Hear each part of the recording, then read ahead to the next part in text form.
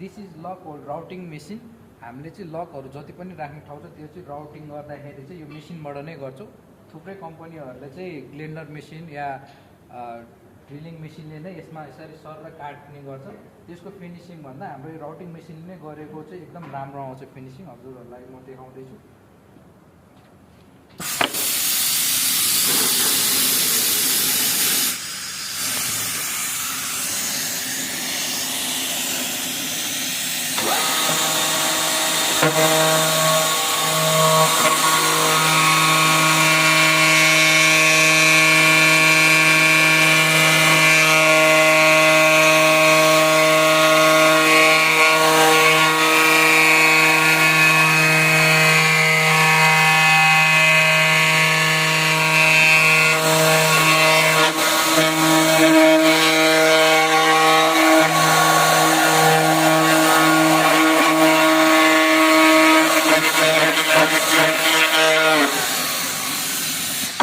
यसमा चाहिँ हाम्रो अरू लकहरू पनि अप्सन छ, टच लक अनि पपअप ह्यान्डल, अरू थुप्रै 2-3 वटा लकहरू पनि यसबाट नै काट्न सक्छौँ।